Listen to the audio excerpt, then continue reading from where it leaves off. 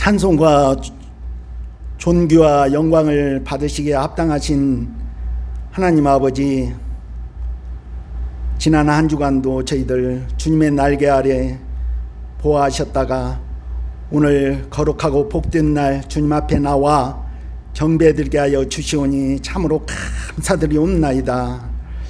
사랑의 하나님, 이 시간에도 저희가 마음과 뜻과 정성을 다하여 주님께 예배드리오니 우리의 예배를 온전히 받아 주시옵고 저희들에게 성령 충만과 말씀 충만케 하여 주시옵소서. 주의 보혈로 속량 곧 죄사함을 받은 은혜가 이곳에 넘치게 하여 주시옵고 하나님의 따스한 온기가 저희들 가슴 속에 흘러 넘치게 하여 주시옵소서. 사랑의 하나님 아버지, 세상의 전쟁과 지진으로 인하여 수많은 생명이 이렇게 죽어가고 있는데 때로는 하나님이 어디 계신가 저희들 의심될 때도 있습니다. 하지만은 의심만은 도마가 주는 나의 주시오 나의 하나님이시다고 하는 그 고백이 우리의 아버지 고백되게 하여 주시옵소서. 사랑의 하나님,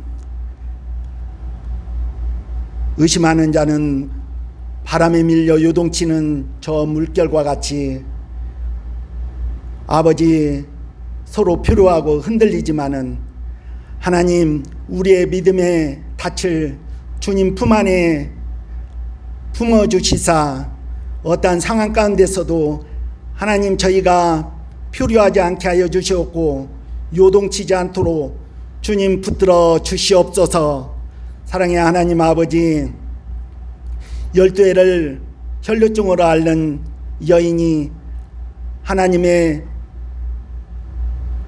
옷자락만 만져도 나을 거라고 하는 그 믿음 저희들에게 허락하여 주시옵고 하나님, 때로는 힘들고 지치고 어려울 때가 많이 있지만은 그럴 때일수록 주님 앞에 무릎 꿇고 주님께 간구하고 기도하는 저희들 되게 하여 주시옵소서. 사랑의 하나님 아버지, 이 시간에도 말씀을 전하시는 목사님 하나님의 강한 팔과 능력의 팔로 붙들어 주시사 성령 충만케 하여 주시옵고 날마다 피곤치 않고 곤비치 않고 더욱더 지혜가 풍성케 하여 주시옵소서. 이 시간 말씀을 전할 때 그 말씀이 살아 역사하게 하여 주시사 하나님, 우리의 심령을 새롭게 하고 하나님의 크신 위로가 넘치게 하여 주시옵소서. 사랑의 하나님, 이번 지진으로 인하여 수많은 생명의 아버지 돌아가셨습니다. 하나님, 저들을 긍휼히 여겨 주시옵소서. 하나님, 저들의 아픔을 끌어안아 주시사 하나님의 크신 위로가 있게 하여 주시옵소서. 사랑의 하나님, 이 시간에도 병석에 누워있는 우리 김효 지사님 하나님 불쌍히 여겨 주시옵소서. 하나님의 크신 능력의 손으로 하나님 어루만져 주시사 어서 속히 치료와 회복이 있게 하여 주옵시고 또 옆에서 간호하는 우리 전송덕 집사님 하나님 낙심하지 않게 하여 주시옵고 절망하지 않게 하여 주시사 끝까지 믿음의 끈을 하나님 놓치지 않게 하여 주시옵소서. 이 시간도 저희와 함께 하여 주실 줄 믿사옵고 예수님의 이름으로 기도드리옵나이다. 오늘은 주님께서 교회를 세우신 목적이라는 말씀으로 함께 은혜를 나누겠는데요. 두 가지입니다. 하나는 세상을 향하여 불쌍히 여기는 마음, 이걸 따라서 해볼까요? 긍휼입니다. 또 다른 하나는 구체적으로 세상을 향한 선물, 따라서 해볼까요? 선물. 하나님께서 교회를 세우신 굳이 다시 바리새인 공동체를 이용하시거나 사두개인 공동체, 성전 공동체를 이용하신 것이 아니라 새로운 공동체, 이 땅에 존재하지 않았지만 새로운 방식의 교회를 세우신 목적은 주님께서 분명히 하시는데 긍휼 그리고 선물입니다. 저를 좀 보실까요?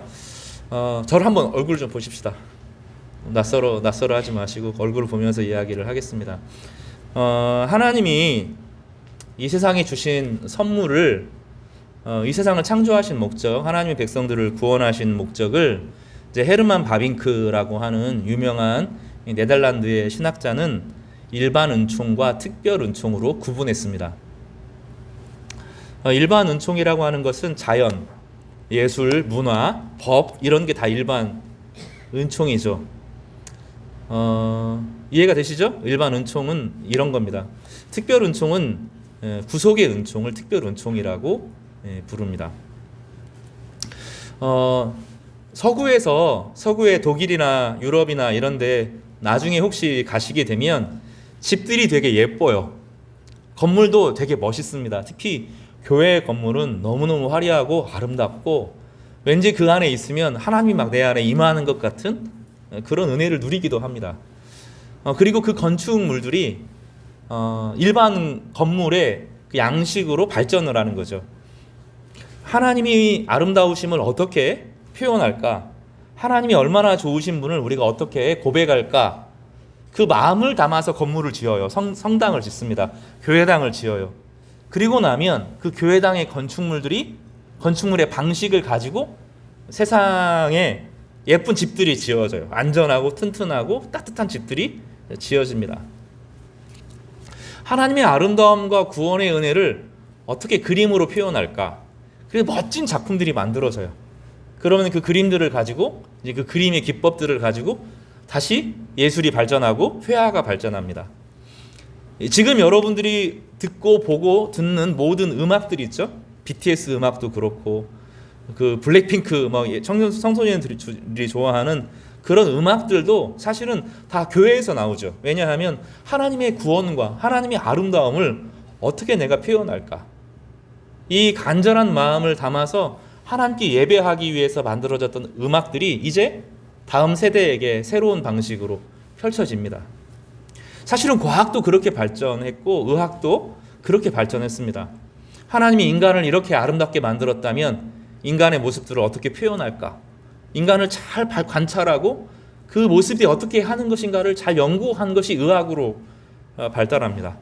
하나님이 온 우주를 그렇게 아름답게 만드셨다면 그 안에는 실제로 어떤 법칙이 있을까? 이런 고민을 하는 겁니다. 교회하고 과학자가 싸우는 것이 아닙니다. 교회나 과학자들이 하나님을 안 믿는 게 아니에요. 하나님을 참으로 경외하는 이 과학자들이 새로운 발견들을 하는데 때로는 그 발견들이 교회랑 부딪히기도 하는데 교회가 정말로 이 과학자들의 발견이 옳구나라고 이해하게 되면 성경에 대한 전혀 새로운 안목들이 열리는 방식으로 하나님께서 우리에게 허락하셨다는 거예요.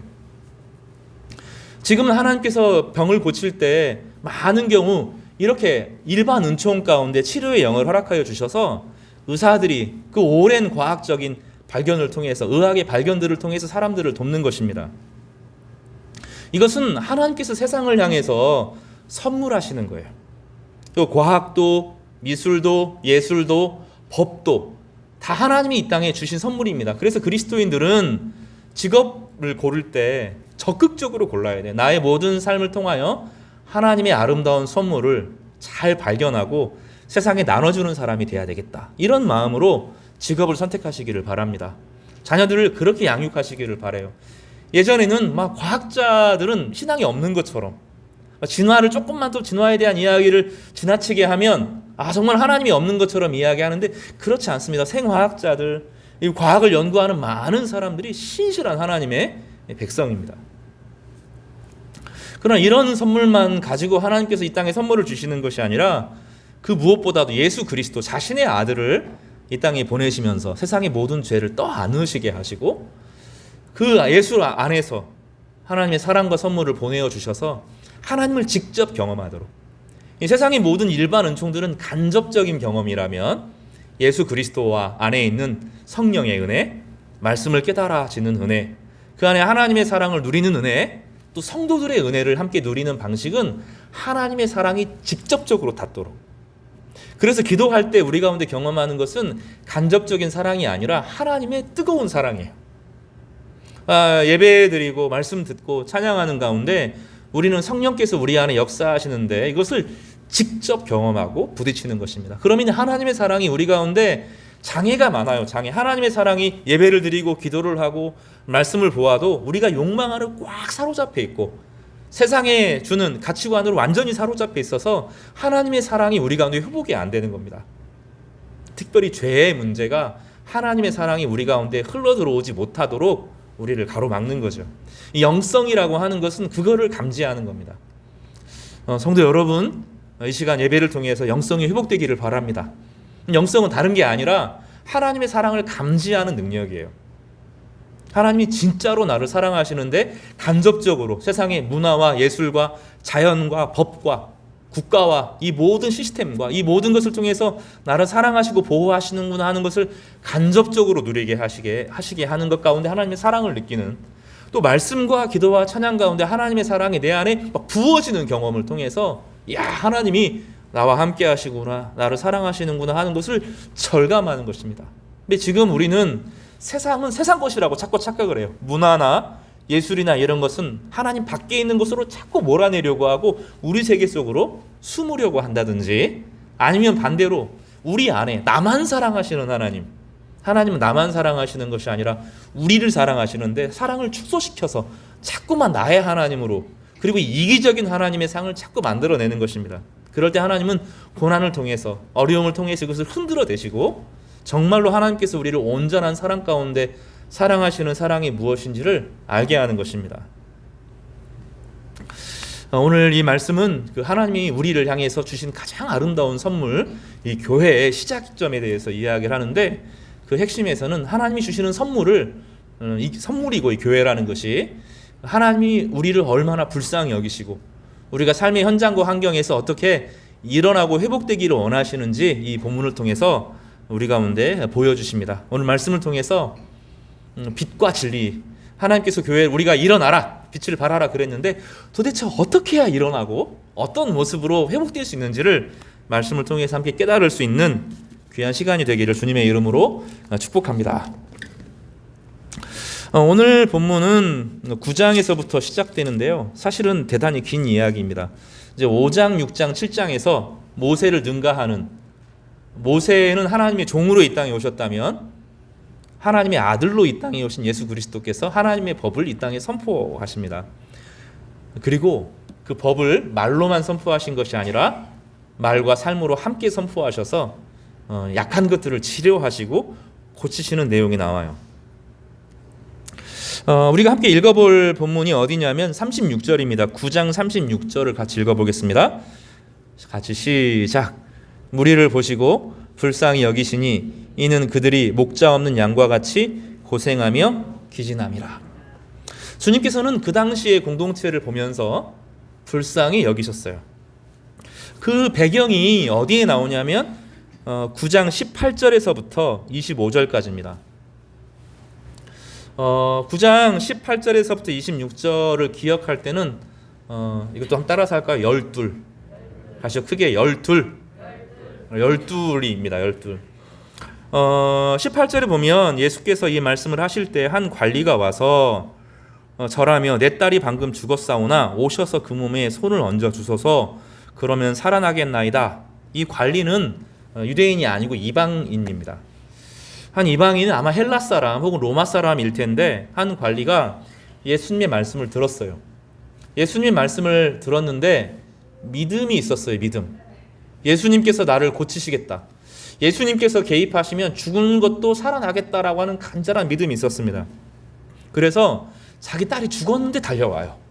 죽었는데 달려와서 예수님 저희 딸을 고쳐주십시오 하고 믿음으로 간구합니다. 예수님께서는 이방인이 믿음을 가졌다니 이게 대단히 신기하셨던 것 같아요. 그래서 이 여인을 향한 이 딸을 고쳐주기 위해서 길을 걸어가고 있었습니다. 근데 그 길을 걸어가고 있는 와중에 지금 주님의 목적은 어디 있어요? 이 딸을 고치는 겁니다. 딸을 고치려고 하는데 어떤 여자가 조심 찾아와서 예수님의 옷자락을 딱 붙잡습니다. 붙잡는데 어떤 마음으로 붙잡았냐면 이 옷자락만 잡아도 내가 나을 거다. 예수님이 비범하고 하나님의 종으로 하나님의 아들로 이 땅에 왔다는 게 믿겨졌던 것 같아요. 이 옷자락만 붙잡아도 내가 나을 거다라는 믿음을 가졌습니다. 붙잡았는데 진짜 나았어요. 능력이 막 나아간 겁니다. 믿음은 역사를 합니다. 우리가 지금 참 믿음이 없는 시대에 이 과학과 하나님의 선물을 그 자체에 매여가지고 하나님 자신을 잃어버렸기 때문에 합리적인 것이 아니면 안 믿어요. 합리적으로 눈앞에 확인되는 것이 아니면 믿지를 않습니다. 근데 이 두 사람은 그렇지 않았어요. 죽은 것도 살릴 거다. 이렇게 어떤 사람은 믿었고, 내가 옷자락만 잡아도 치료해 주실 것이다. 이런 간절한 기대와 소망이 있었습니다. 그리고 그 믿음대로 되었습니다. 성도 여러분, 여전히 믿음은 역사합니다. 지금 모든 것을 합리적으로 생각하는 시대에 살지만 우리가 너무 그렇게 생각하면 안 됩니다. 주님 앞에 나아가고 어려운 일일 때 주님 앞에 좀 붙잡고 매달리는 것들이 우리 가운데 필요합니다. 이들은 정말로 간절히 믿었고 붙잡는 순간 믿음이 하나님의 능력이 나타나서 이 여인이 나았습니다. 그리고 주님께서 그 여인을 향하여서 뭐라고 말씀하셨냐면 22절에 그를 보시며 이르시되 따라 안심하라. 뭐라고 말해요? 내 믿음이 너를 구원하였다. 해볼까요? 내 믿음이 너를 구원하였다. 주님은 믿음의 역사하셔서 그를 축복하여 주신 것입니다. 주님께서는 관리의 집에 찾아가셨고 이미 거기서 장송곡이 울려 퍼지는 그곳에서 사람들에게 소녀가 죽은 것이 아니라 잔다 이렇게 말했습니다. 사람들이 비웃습니다. 예수님께서 소녀의 손을 잡으심에 일어나게 되었습니다. 이것은 주님께서 지금도 계속 이렇게 역사하신다. 여전히 하나님께서 일하실 수 있는 방법들을 보여주시기도 하지만 나중에 우리 그리스도 안에서 자는 모든 자들을 예수께서 일으켜 부르시고 회복시킬 것을 약속하는 그런 부활의 메시지이기도 합니다. 이 두 과정을 통하여 예수님께서는 이 관리와 이 사람을 고치셨어요. 근데 여기에 보면 마가복음과 누가복음에 이 동일한 이야기가 설명되어 있는데 이 혈루증 앓는 여인이 12년 동안의 질병을 앓았다는 거예요. 그리고 이 소녀가 12살이었다고 다른 본문에서는 진술합니다. 이 본문에서는 없는데 이 소녀가 12살이었습니다. 뭔가 좀 12 좀 뭔가 좀 있죠. 의도적으로 12를 맞춘 것입니다. 그리고 예수님께서는 의도적으로 이 상황을 연출하신 것이죠. 12살 낳은 소녀를 일으킨 사건, 그리고 12년간 병상에 오래 앉아 있었던 계속 피를 계속 흘리면서 공동체 회중에 들지 못했던 이 여인을 초대하셔서 회복시키시는 그런 일들을 하셨습니다. 그러니까 주님께서 두 가지 시료를 하는데 죽은 것을 살렸고 하는 것은 공동체 회중으로 들어가지 못하는 한 사람을 살려서 공동체 구성원이 되게 하는 은혜와 축복을 주신 것이죠. 그런데 이 반응이 이 상황에 대해서 이렇게 표현합니다. 34절이 대단히 중요합니다. 오늘 본문을 읽는 데 대단히 중요한데 34절을 같이 한번 읽어보겠습니다. 시작. 바리새인들은 이르되 그가 귀신의 왕을 의지하여 귀신을 쫓아낸다 하더라. 그 당시 성경을 가르치는 사람들이 있었습니다. 그 당시 중요한 지도자들이 두 그룹들이 있었는데 한 사람들은 바리새인입니다. 바리새인이고 또 한 사람은 사두개인입니다.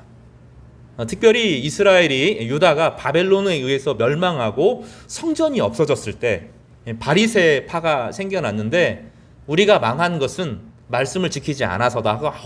말씀을 이런 신념 가운데 아주 혹독하게 말씀을 지키기 위해서 금욕주의적인 삶을 살았던 사람들입니다. 그리고 자기들도 말씀을 열심히 지키려고 노력했고 말씀을 안 지키는 사람들은 막 호되게 뭐라고 하고 공동체에 쫓아내고 막 이런 일을 했던 사람들입니다. 그런가 하면 이 사두개인들이 있었는데 사두개인들은 제사장 무리가 사두개인입니다. 성전을 딱 장악하면서 사람들을 그 안에 불러들이고 우리가 망한 이유는 온전한 예배를 드리지 않아서다. 이런 명분을 내세워서 예배를 회복하기 위해서 애썼던 사람들입니다. 나중에는 완전히 변질되고 로마와 타협하는 그런 일들을 벌여줍니다.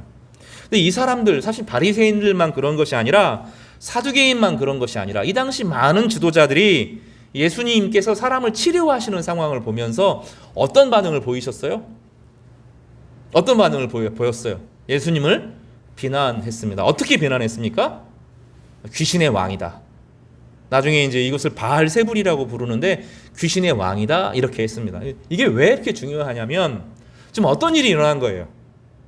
진짜 지도자라면 자신의 회중 가운데 치료의 역사가 일어났어요. 사람이 죽었다가 살아나요. 하나님을 경외하는, 이방인이긴 하지만 하나님을 경외하는 사람의 역사가 일어나서 치료의 역사가 일어났어요. 얼마나 기쁘겠어요. 그죠? 혈루증 앓는 한 여인이 12년간 예배를 못 드려요. 이 혈루증이 있으면, 몸에서 피가 나오면, 유출병이 있으면 공동체 안에서 예배를 드리지 못합니다. 제사장이 한 달에 한 번씩 살펴보기는 하지만 공동체 회중에 들어오지 못하고 외롭게 진 밖에서 살아야 되는 것이 이 사람의 운명이에요. 얼마나 불쌍해요. 가족도 사실은 만나지 못하고 친구도 만나지 못하고 예배도 드리지 못하고 얼마나 마음이 힘들고 어렵겠어요. 근데 지금 어떤 일이 일어난 거예요?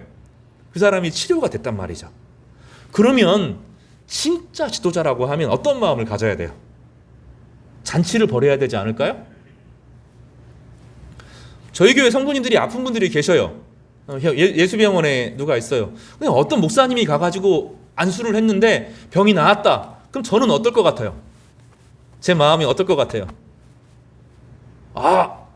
조심해. 이럴 것 같습니까? 우선은 어떤 마음이 들까요? 폴짝폴짝 뛰겠죠. 와, 이제 더 이상 투석 안 해도 된대. 제 마음이 얼마나 기쁘겠어요. 여러분 자녀가 아픈데, 자녀가 아파서 멀리 병원에 오랫동안 입원하고 있는데 어떤 계기를 통해서 나왔어요. 그럼 여러분 마음이 어떻겠어요? 여러분 자식이면, 여러분 친척이면 어떤 마음이겠어요? 좋지 않을까요? 폴짝폴짝 뛰지 않을까요? 기쁘지 않을까요? 근데 이 사람들은 지금 어떤 심정이에요? 그거에 관심이 있어요? 없어요? 전혀 없어요. 자신의 세력이 약해질까봐 두려워하고 있습니다. 이 사람들이 마음이 자기를 앞세우는 마음, 자기를 지키고자 하는 마음, 자기의 세력을 지키고자 하는 마음, 자기의 정당성을 유지하고 싶은 마음이 훨씬 더 압도적으로 그들을 지배하고 있죠. 그러니 그들은 예수님께서 일으키신 사역으로 보지 못하는 거죠. 주님께서 이때를 기점으로 해서 마음을 딱 고치십니다. 그 전까지는 바리새인과 논쟁도 하고 말씀도 전하고 막 사역을 하고 그러셨는데 요 기점을 통해서 10장에 보면 12제자를 부르는 사역으로 확장해요. 말씀을 그냥 가르치시는 것이 아니라 썩었다. 이거는 고칠 수 없다. 이건 회복될 수 없다. 사두개인도 바리새인도 도무지 자신의 양떼들을 맡길 수 없다. 판단하신 거죠. 그리고 12제자를 불러서 교회를 세운 겁니다. 이 안에 무엇이 있냐면 여기 보면 예수님의 마음이 36절에 나온 이론이 아니에요. 이거는 마음이죠. 마음. 어떤 논리나 교훈이나 방향이나 가르침이 아니에요. 36절에 보면 무리를 보시고 불쌍히 여겼다 하는데 속에서 막 긍휼의 마음이 품어져 나왔어요. 상황은 어렵고 누구도 돌봐주지 않는 거죠. 지도자들이 돌보지를 않는 거예요. 이 사람들에게 관심도 없고 마음도 없고 막 가르치고 혹독하게 하긴 하는데 마음이 가지 않는 거예요. 이 사람들이 마음이 없는 거죠. 근데 주님께서는 두 가지로 불쌍히 여기셨어요. 두 가지 마음으로. 하나는 상황에 대해서 불쌍히 여기셨어요. 상황에 대해서. 자녀가 죽고 지금 이방인이란 말이에요. 이 관리는 이방인이란 말이죠. 이방인이지만 하나님 말씀을 어떻게 들었고 그 말씀을 통해서 하나님을 경외하게 되었는데 사람들이 그 딸의 죽음을 비아냥거리는 이스라엘이 공동체 안에 살지만 공동체에 속하지 못하는 그 사람의 불쌍한 그리고 그 딸의 죽음의 불쌍함을 보고 주님께서는 마음이 참 안 좋았어요. 12년이에요. 12년. 자그만치 12년간 고침을 받지 못해서 밖에 떠돌아요. 진 밖에 머물러요. 여러분 예배를 드리지 말라고 하면 상황이 달라집니다. 우리 드릴 수 있는 상황인데도 이 핑계대고 저 핑계대고 못 드리기도 하고 그죠? 귀찮기도 하고 막 이런 마음들이 솔직히 있잖아요. 피곤하니까 좀 자고 싶고 이런 마음들이 있잖아요. 근데 어느 날 모든 교회 예배가 폐쇄됐고 모든 설교가 금지된다고 하면 그 상황이 좀 다를 겁니다. 만약에 병원에 가가지고 예배를 못 드리고 아파서 입원해서 예배를 못 드리고 성도들과 교제가 멈추고 그러면 답답함이 그지 없을 거예요. 우리 마음이 그 사람이 영적인 동물이라서 영적이어서 하나님 말씀을 들어야 살아요. 기도해야 살고 찬양해야 살고 하나님 말씀이 들려야 우리 영혼이 회복되거든요. 예배를 못 드려요. 드리고 싶어도 못 드려요. 회중이 받아들이지를 않아요. 부정탔다 이렇게 말하면서 이 예배에 못 들어오게 말하는 거죠. 12년입니다. 그러면 이 병 고치려고 돈은 돈대로 쓰고 그렇겠죠? 가족들도 제대로 만나지 못해서 힘들어 하겠죠? 제사장들이 굽어 살피긴 하는데 살피는 게 아니에요. 이 제사장들은 지금 로마의 문제, 이 성전을 지켜야 된다. 성전을 지키려고 하면 헌금이 들어와야 된다. 로마가 우리를 침공하면 안 된다. 이 제도를 지켜야 된다. 이런 마음으로 똘똘 뭉쳐 있는 거죠. 교회를 유지하기 위해 지키는 거예요. 목회자가 그런 고민이 있거든요. 헌금이 줄어들고 또 여러 가지 어려움들이 생기고 막 이러면 교회 운영에 대해서 교회 운영을 어떻게 할까를 고민할 때가 있어요. 근데 주님은 그러면 안 된다는 거예요. 지금의 이 교회를 돌리기 위한 과정을 수레바퀴를 돌리기 위한 그런 거 하면 안 된다는 거예요. 주님이 원하는 것은 이거에 불쌍히 여기는 마음입니다. 불쌍히 여기는 마음. 근데 우리는 세상을 향하여서 자기 연민에 빠져요. 자기 연민. 내가 좀 세상에 하나님의 기준으로 우리를 바라보는 것이 아니라 세상의 기준으로 우리를 봐요. 그러면 때가 됐으면 직장 생활도 해야 되고, 그죠? 때가 되면 결혼도 해야 되고, 때가 되면 집도 사야 되고, 때가 되면 자녀도 낳아야 되고, 자녀들이 때가 되면 이 학교도 가야 되고, 여기도 이러이러한 일들이 미래가 이렇게 돼야 된다는 거죠. 그런 시각으로 자기를 보면, 세상과 자기를 비교해 보면 내가 불쌍해 보여요. 자기 연민에 빠집니다. 슬픈 사람이 돼요. 슬퍼요. 죄 때문에 슬픈 것이 아니라 세상과 비교해서 슬픕니다. 자기 위해서만 기도하는 거죠. 저는 그런 거 아니라는 거예요. 하나님께서 이스라엘 백성들에게 말씀을 주시고 또 모세를 주시고 선지자들을 주시고 하나님의 교회를 주시고 은혜를 주시고 성령의 회복을 주시고 수많은 선물을 주셨는데 하나님의 사랑을 못 느껴요. 왜 그렇죠? 영성이 바닥난 거예요. 여러분 우리 인생에서 하나님의 사랑이 느껴지지 않게 될 때 정말로 위험한 겁니다. 영성을 회복해야 돼요. 하나님의 사랑을 회복할 수 있도록 이거 어디서부터 시작해야 되냐면 두 가지부터 시작해야 됩니다. 힘들어도 기도하는 자리로 나와야 돼요. 혼자 기도하기 어려우면 기도의 자리로 나와야 됩니다. 그리고 힘들어도 성경 말씀을 다시 읽어야 됩니다. 믿음은 들음에서 납니다. 믿음은 들음에서. 이 사람들이 이 혈루병 환자나 또 이 관리가 그냥 믿음이 생긴 게 아니에요. 마태복음 5장, 6장, 7장에 주님께서 선포하신 말씀 때문에 이들이 믿음이 생긴 거죠. 안 먹으면 배가 고파요. 배가 고프고 며칠 지나면 기력이 쇠진합니다. 누구나 다 그렇게 돼요. 설교 하나에만 의존하면 안 됩니다. 자기 스스로 성경을 읽고 무릎을 꿇고 기도해야 되고 기도하기 힘들면 기도의 자리로 나와야 돼요. 그래서 함께 기도하는 가운데 어느 순간 간접적인 하나님의 사랑, 직접적인 하나님의 사랑들이 서서히 회복이 됩니다. 하나님의 사랑이 내 안에 부어지면 세상이 불쌍해져요. 세상이 불쌍해 보입니다. 지난주에 우리 한창수 목사님 말씀을 전하실 때 그분 거의 고아로 자랐거든요. 아버지는 도망가고 어머니는 항암치료 잘못 받아서 일찍 돌아가셨어요. 조폭들 손에 자랐어요. 조폭들 손에 실제로는 그렇게 자란 분입니다. 근데 하나님의 사랑이 그에게 부어지고 나타난 중요한 변화 중에 하나가 무엇이냐면 자기가 불쌍한 것이 아니라 세상이 불쌍해 보였다는 거예요.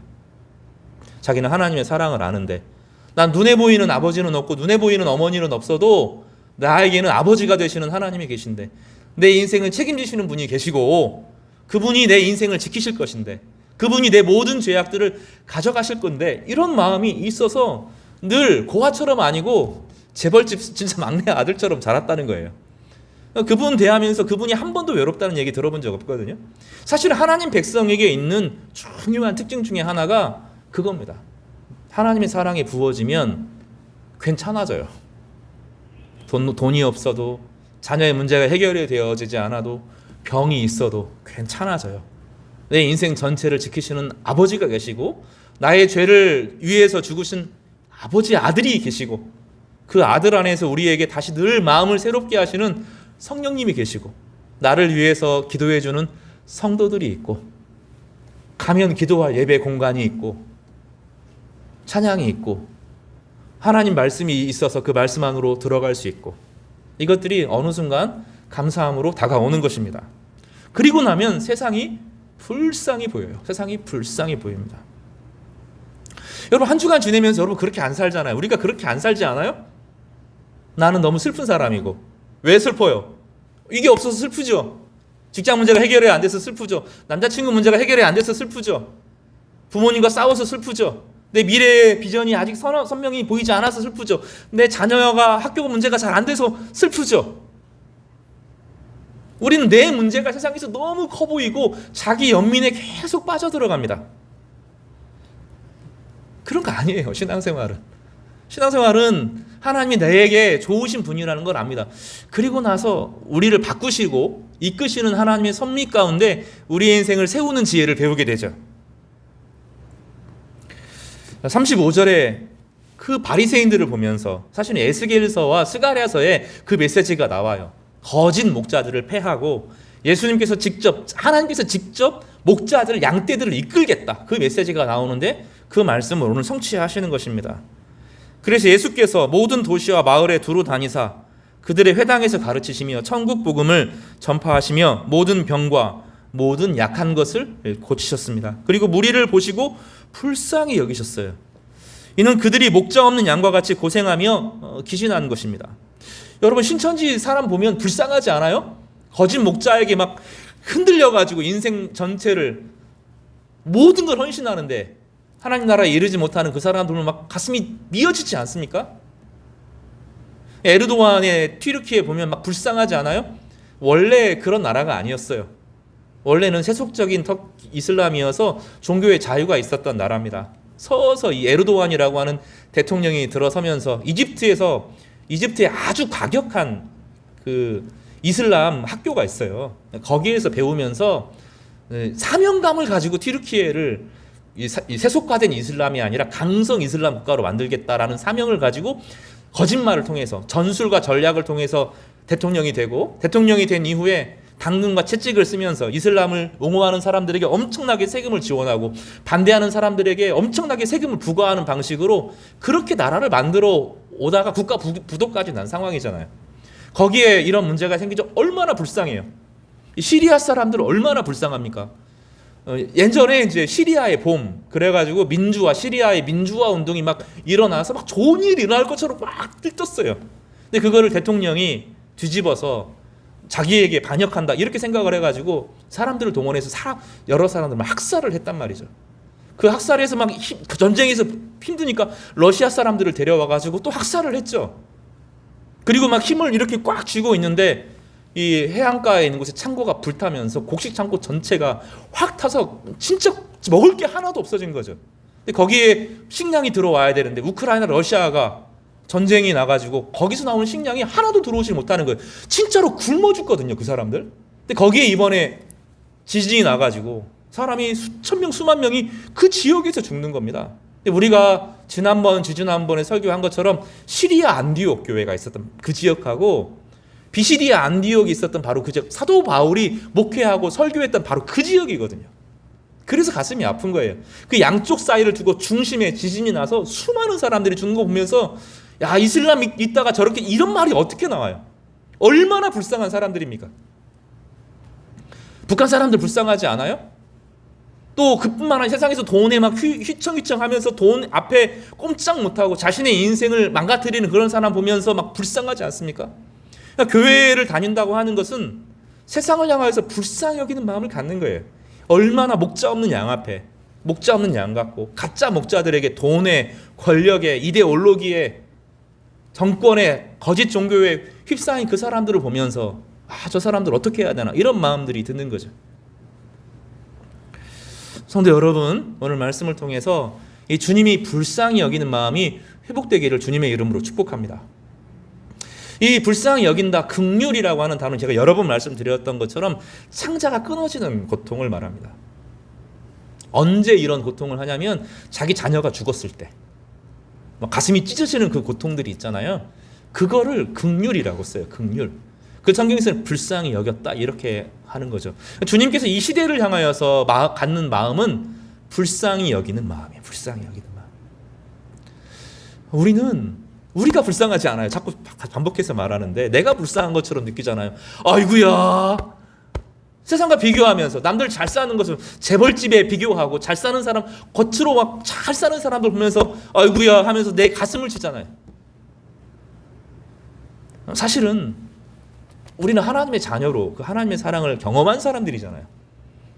내 죄가 십자가에서 주님과 연결되어져서 주님의 십자가 안에서 나도 함께 심판을 이미 당했구나. 하나님의 용서를 내가 받았구나.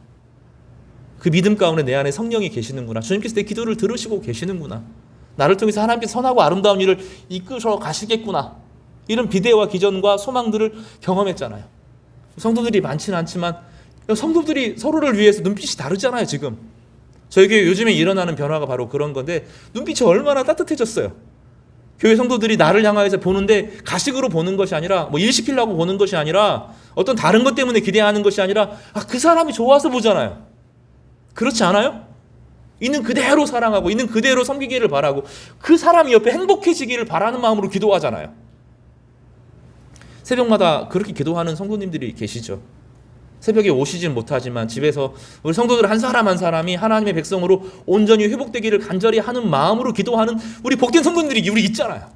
주님 안에서 그리스도의 몸으로 우리를 빚어주신 주님의 은혜가 우리 가운데 있잖아요. 여전히 우리는 우리 실패, 우리 잘못, 우리 연약함에 매여서 그 하나님의 사랑 앞으로 못 나오는 거죠. 주님은 우리를 불쌍히 여기십니다. 우리를 정말로 이해하기를 원하셔요. 왜 그랬냐 이런 것이 아니라 제가 왜 그럴까 하고 정말로 이해하기를 너무너무 원하시고 안기를 원하시고 회복되기를 원하시는 분이 우리 주님이심을 믿으시기를 바랍니다. 주님은 우리를 향하여 불쌍히 여기시고 목자 없는 양같이 유리하는 거 원치 않으시고 그 주님께서 우리 인생 전체를 가장 아름답게 이끌어 가시기를 정말로 사모하시는 분이시라고요. 주님께 우리 인생을 맡기면 주님께서 우리 인생을 가장 복되고 아름답게 하실 것입니다. 우리 그 은혜를 함께 누리시기를 주님의 이름으로 축복합니다. 10장은 그래서 주님께서 구체적으로 12제자를 부르십니다. 사두개인들에게, 바리새인들에게, 성전에, 막 조직을 굴리는데, 보호하는데 여기에 목적을 두는 것이 아니라 한 사람 한 사람 영혼을 사랑할 수 있는 사람을 부르시는 거예요. 누가복음 6장 12절 이하, 마가복음 3장 13절 이하에 종합해서 보면 세 가지 목적을 위해서 주님께서 부르셨어요. 따라서 해볼까요? 함께 있게 하시려고. 주님은 여러분이 좋아요. 함께 있고 싶은 이유가 뭐예요? 좋아서잖아요. 그런 거 아니에요? 그 사람이랑 참 함께 있고 싶어요. 그런 거 있지 않아요? 그 자녀들이랑 싸우죠. 어느 나이가 되면 얘 데리고 맛있는 거 먹고 어디로 차라도 하고 뭐라도 보여주고 싶은데 애들이 문 딱 닫고 들어가죠. 엄마는 함께 있고 싶고 아빠는 함께 있고 싶은데 애는 함께 있고 싶지 않죠. 그때 우리 마음이 힘들잖아요. 이제 슬슬 그때가 저도 이제 돌아오는 것 같아요. 함께 있고 싶은 것은 좋아서 그렇죠. 주님께서 제자를 부르시는 목적은 일시키려고, 이것은 둘째 문제입니다. 이게 아니라 주님께서 우리를 교회 공동체로 부르시는 목적은 우리가 좋아서 오래오래 함께 있고 싶으셔서 부르신 거예요. 그럼 어떤 일이 벌어집니까? 주님께서 우리 가운데 두 번째로는 하나님의 말씀을 주시려고, 따라서 해볼까? 하나님의 말씀을 주시려고. 말씀은, 성경에서 말씀은 교훈과 가르침이 아니에요. 원래 성경의 말씀은 창조의 능력을 주는 거예요. 하나님께서 성도들에게 하나님 말씀을 주어요. 그 말씀을 통해서 다른 사람을 복주고 다른 사람을 중보하고 다른 사람을 향하여 선언하고 선포할 때 선한 역사가 일어납니다. 그래서 말은 항상 창조의 역사를 가져오는데, 그래서 성도의 말이 중요합니다. 여러분, 함부로 말하면 안 됩니다. 자녀들에게, 친구들에게 함부로 말하면 안 됩니다. 말은 가만히 있지 않아요. 성도들의 말은 가만히 있지 않고 돌아오기 때문이에요. 선한 역사를 일구어내는데 그 하나님 말씀을 우리에게 전해서 우리로 하여금 그 하나님의 창조의 능력을 온 세상에 전파하게 하기 위해서 우리를 부르신 거예요. 세 번째는 따라서 해볼까요? 악과 싸우고, 따라서 악과 싸우고 약한 것을 치료하려고. 성도에게 그런 능력이 있음을 믿으시기를 바랍니다. 성도는 주님과 함께 있고 주의 말씀이 우리 가운데 있으면 약한 것을 치료하고 악을 몰아내는 역사를 이루는 것이죠. 주님께서 우리를 부르신 목적이 바로 그것입니다. 그것은 우리를 통해서 세상에 좋은 선물을 주시기 위해서예요. 제가 아는 조각가 교수님이 한 분 계셔요. 언젠가 저희 교회에도 한번 초대할 건데, 이제 조각 진흙이나 찰흙을 가지고 잘 만들어서 굽는 것도 하는데 나무나 철을 가지고 잘라내고 용접하고 이래서 작품을 만듭니다. 잘라내요. 막 잘라내는데 그리고 남은 작품이 됩니다. 성도들에게 일어나는 수많은 고난과 어려움은 그 과정이에요. 이제 오늘 그 인터넷 방송 관계자랑 이야기가 안 돼서 못 보여줬는데 나중에 다음 주에 꼭 보여드리겠습니다. 그 어둠이 빛을 만들어내요. 성도들의 삶의 수많은 고통과 아픔들은 우리를 보석으로 만들어가는 과정이에요. 그렇게 해서 세상에 선물로 주려고 하는 거예요. 내가 얼마나 너희를 사랑하는지, 우리만 사랑하는 것이 아니라 세상 전체에게 보석과 같은 선물을 전달해 주기를 원하는 겁니다. 그 과정을 통해서 여러분을 빛나게 하시는 거예요. 보석이 있는데 다이아몬드 원석을 뜩 주는 법은 없지 않아요? 제 예전에 친구가 금은 보석을 만드는 친구가 있었어요. 이제 그 친구가 조각을 하는데 정말로 눈이 막 상한다는 거예요.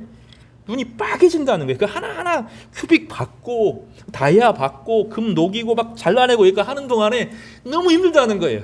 근데 그렇게 해서 작품을 만들어내는 거죠. 자르고 붓고 녹이고 불치직 해야 작품이 나온다는 거예요.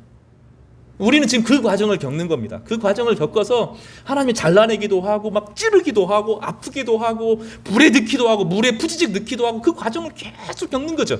근데 하나님께서 우리를 보석으로 만들어 가는 것인데 우리는 원망이 커지죠. 왜 하나님이 나에게 이런 고통을 주시는가? 나중에 보면 영성이 살아있는 사람으로 바뀌어가는 겁니다. 그때 중요한 것이 두 가지인데 하나는 말씀이 있어야 돼요. 말씀 없이 고난을 당하면 성질머리만 못돼집니다. 공동체가 중요합니다. 마음을 열어야 돼요. 자존심 내세우면 안 되고 도와달라고 해야 됩니다. 같이 기도해달라고 해줘야 돼요. 공동체가 있어야 안전해집니다. 이 두 가지 과정을 통해서 연단되어주고 빛나는 것입니다. 혼자 도대체 이 세상이 왜 이렇게 세상 탓하고 자기 탓하고 부모 탓하고 MBTI 탓하고 혈액형 탓하고 그러면 안 되는 거예요. 말씀과 공동체가 함께 있으면 그 예수 그리스도를 담아내는 말씀과 공동체 안의 사람은 별처럼 빛나게 되는 거예요. 사랑하는 성도 여러분, 하나님께서 여러분을 보석처럼 만들어 가시는 줄 믿으시기를 바라요. 이 믿음이 중요합니다. 공동체가 중요합니다. 오늘 본문에 이제 그 명단이 나오죠.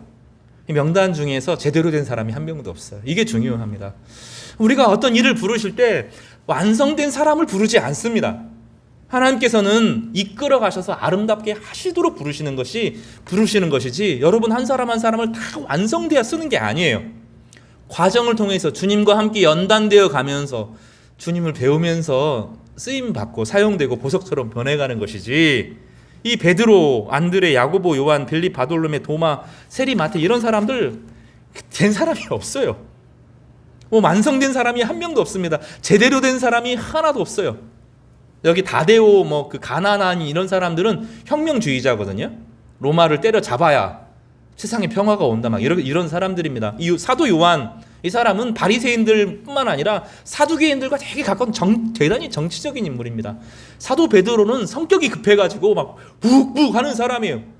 식었다 뜨거웠다 식었다 막 이거 왔다 갔다 다혈질 같은 사람입니다. 도마는 의심 많은 사람이었어요. 제대로 된 사람이 한 명도 없어요. 근데 하나님께서 그 사람 한 사람 한 사람을 빛나게 만드는 거예요. 다시 말하면 고난과 말씀이 중요합니다. 그리고 그 가운데 하나님의 공동체가 함께 있을 때 안전합니다. 하나님께서 우리를 빚어 가시는 거예요. 말씀 정리하겠습니다. 우리는 이 세상을 향하여서 불쌍히 여기고 있습니까? 아니면 자기를 불쌍히 여기고 있습니까? 저는 여러분이 하나도 안 불쌍해요. 여러 가지 해결될 문제들이 많지만 얼마나 복받은 사람인 줄 알거든요. 저는 뭐 다른 건 모르지만 그건 알 수 있어요. 제가 천국에 갔을 때 여러분이 저보다 저 위에 계시는 거 알아요. 저하고는 비교할 수 없을 만큼 아름다운 성도들이 여기 많아요. 제 눈에는 막 반짝반짝 빛나거든요. 근데 그분들은 자신의 인생이 힘들다는 거예요. 힘들었다는 거예요. 지금도 힘들다는 거예요. 그래서 한숨을 털어놓는데 사실은 그게 아니라 얼마나 빛나는지 모릅니다. 막 눈이 부셔요. 때로는 기도하다가 막 눈이 부셔요. 여러분이 그렇게 반짝반짝 빛나고 있다니까요.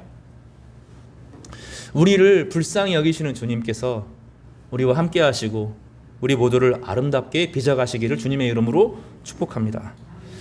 기드온은 수많은 사람들과 함께 전쟁에 나섰는데 주님은 다 물러가라 하고 300명만 데리고 가라 하셨습니다. 사도 바울은 고린도 성도들에게 우리가 이 보배를 질그릇에 가졌으니 이는 심히 큰 능력은 하나님께 있고 우리에게 있지 아니함을 알게 하려 함이라 그랬습니다. 우리의 겉은 질그릇 같아서 보기 좋지 않을 수 있어요. 그는 하나님께서 우리 여러분의 영성을 주시고 그 영성 가운데 빚어 가셔서 세상에게 좋은 선물로 주실 줄로 믿습니다. 제가 예전에 신대원 다닐 때 진짜로 가난할 때가 있었어요. 그때 목사님들이 가끔 큰 교회 목사님들이 오셔서 학생들에게 식권 나눠주면 그렇게 좋고 막 그럴 때가 있었습니다. 근데 어느 날 서울에 있는 교회에 갔어요. 교회에 갔는데 그 당시 제가 제일 가난했고 다른 2명의 목회자 지망생들이 그 교회 목사님 설교가 좋아서 거기서 예배를 드렸습니다. 저희 이름도 모를 거라고 생각했는데 어느 날 목사님이 예배 설교를 끝나고 세 사람 이름을 불렀어요. 누구누구 참 귀한 분들이라고 이름을 부르면서 귀하게 오셨는데 저희가 한 3, 4개월 그 교회 출석할 때였습니다. 나오라고 하셔서 봉투 하나를 저에게 각각에 주셨는데 저는 아직까지 그렇게 큰 돈을 제가 받아본 적이 없어요. 50만 원이. 그때가 몇 년이냐면 2000년대거든요. 2000년도에 50만 원을 봉투에 담아 주시더라고요. 그 목사님이 설교도 좋았는데 설교보다도 그게 그렇게 기억에 남더라고요. 그래서 그분이랑 제가 10년을 일했잖아요. 대구에 내려가셔서.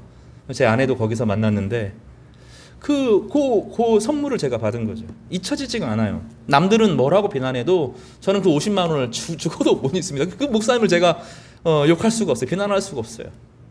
늘 존경하는 마음으로 그분을 대합니다.